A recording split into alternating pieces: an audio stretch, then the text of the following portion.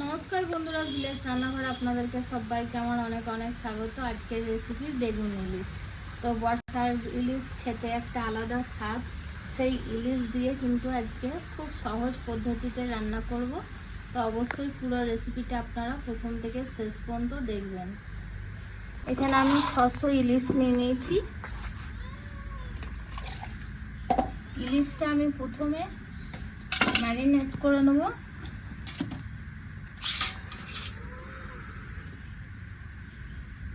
লবণ, কেটে ধুয়ে একদম নিয়ে চলে এসেছি। হলুদ গুঁড়ো,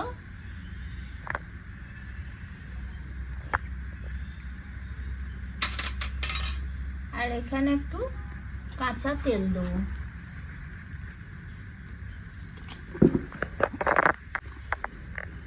দিয়ে এটা ভালো করে মাখিয়ে নেব।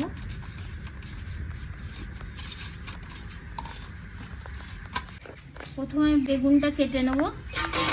বেগুনটা একটু বড় বড় করে কাটবো। দেখুন বেগুনটা খুব ভালোই আছে, এইভাবে কেটে নেব। দুটো বেগুন দেবো আমি এখানে। জল দিয়ে দেবো আর 1 চামচ লবণ দিয়ে দেবো, যাতে বেগুনে যদি পোকা টোকা থাকে তাহলে কিন্তু বেরিয়ে যাবে। এবার কড়াইটা বসিয়ে দেবো।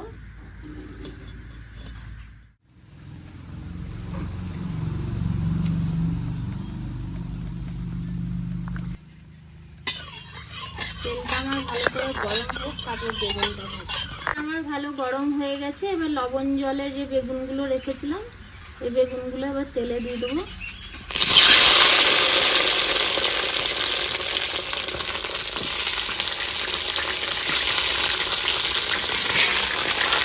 এর উপর লবণ আর হলুদ দিয়ে দেবো। সামান্য লবণ, হলুদ গুঁড়ো দিয়ে আমি খুব বেশি ভাজবো না, হালকা করে ভেজে নেবো। খুব বেশি ভাজলে হবে না। বেগুনটা আমি আধ ভাজা করে ভেজে নিয়েছি। খুব বেশি ভাজলে হবে না, এইভাবে ভেজে নিতে হবে।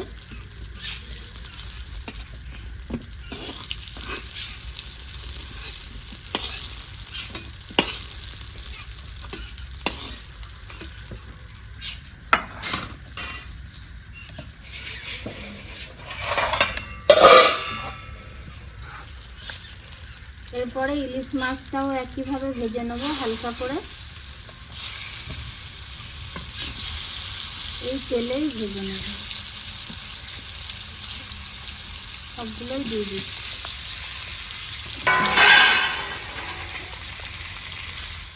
মশলা, এখানে আমি একটা মশলা তৈরি করে নেবো। খালি হলুদ আর এখানে রেড চিলি পাউডার, এই দুটোই মশলা খালি লাগবে।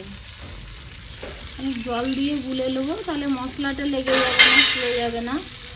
তার জন্য কিন্তু আমি গুলে মশলাটা তৈরি করে রেখে দেবো।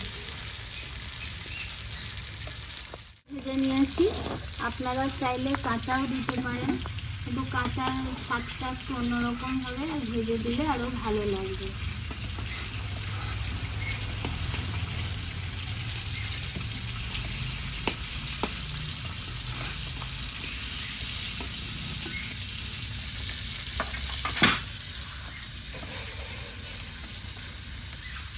এবার এই তেলটাতে আমি কালো জিরে দিয়ে দেবো। কালো জিরে আর দুটো কাঁচা চেরা লঙ্কা, আর গুলে রাখা এই লবণ, এই হলুদ আর রেড চিলি পাউডারটা আমি দিয়ে দেবো গোলাটা।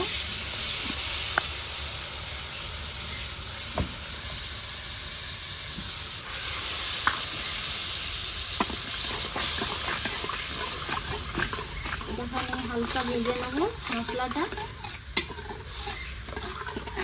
পরিমাণ মতো লবণ দিয়ে দেবো।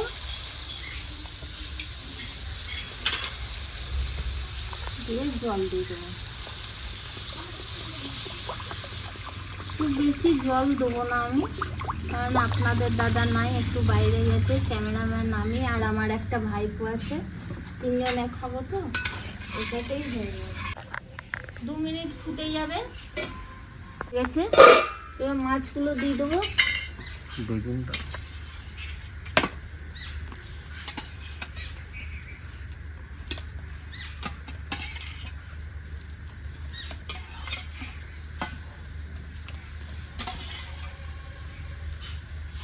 এবার মাছগুলো দিয়ে আমি আরো 2 মিনিট ঢাকা দিয়ে দেবো।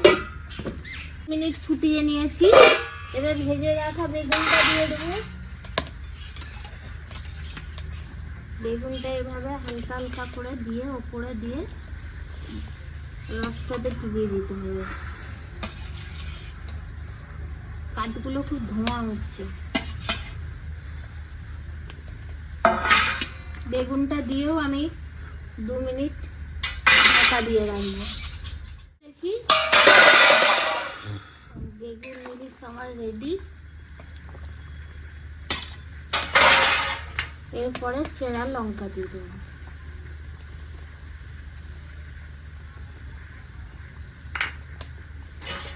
চেরা লঙ্কাটা দিয়ে একটুখানি। তো বন্ধুরা বেগুন ইলিশ আমার রেডি, এবার নামিয়ে দেবো। সিম্পল বেগুন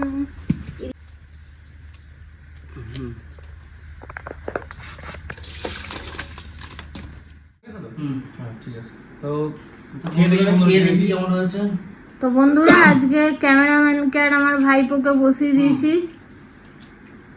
বেগুন ইলিশ আর খানিক পোস্ত করলাম বড়ি দিয়ে।